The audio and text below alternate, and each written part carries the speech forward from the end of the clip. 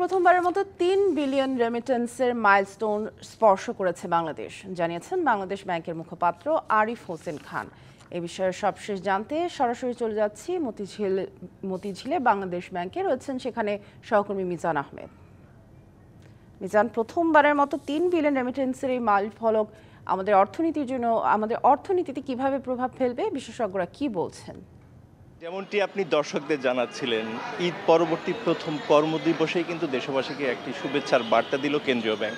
এবং কেন্দ্রীয় ব্যাংকের যে মুখপাত্র আরিফ হোসেন খান, তিনি যেমনটি জানিয়েছেন যে প্রথমবারের মতো $3 বিলিয়ন যেই রেমিটেন্স এসেছে, তা হচ্ছে বাংলাদেশের জন্য একটি ঐতিহাসিক ঘটনা। এবং এই মাইলস্টোন স্পর্শ করার মধ্য দিয়ে নতুন একটি ভাবনা নিয়েছে কেন্দ্রীয় ব্যাংক। এবং তারা বলছেন যে এই 3 বিলিয়ন যেই রেমিটেন্স এসেছে, এই 3 বিলিয়ন রেমিটেন্সকে তারা বেসমেন্ট ধরে তারা বাংলাদেশের রেমিটেন্সের যে নীতিগুলো, সেই নীতিগুলো পুনর্মূল্যায়ন করবেন এবং নতুন করে তারা সাজানোর উদ্যোগ গ্রহণ করবেন। এবং সেক্ষেত্রে তিনি যেমনটি আমাকে জানিয়েছেন যে তারা রিওয়ার্ড এবং পানিশমেন্ট এই নীতিটি একটি প্রচলন করতে চাবেন, যাতে প্রবাসী রেমিটেন্স যোদ্ধা, যাদের শ্রমে ঘামে বাংলাদেশের অবকাঠামো সহ সার্বিক অর্থনৈতিক গতি সঞ্চার হয়, তারা যেন নতুন করে আরও বেশি মাত্রায় বৈধ চ্যানেলে রেমিটেন্স পাঠান। যমুনা ইলেকট্রনিক্স ঈদে ডাবল খুশি অফার সিজন 3, যে কোনো পণ্য কিনলেই পাচ্ছেন নিশ্চিত ঈদ উপহার। এবং সেই রিওয়ার্ড এবং পানিশমেন্ট বিষয়টি কেমন তিনি যেমনটি স্পষ্ট করেছেন, তা হচ্ছে যদি আপনি বিদেশে যাবার ক্ষেত্রে, কোনো একটি দেশে যাবার ক্ষেত্রে আপনার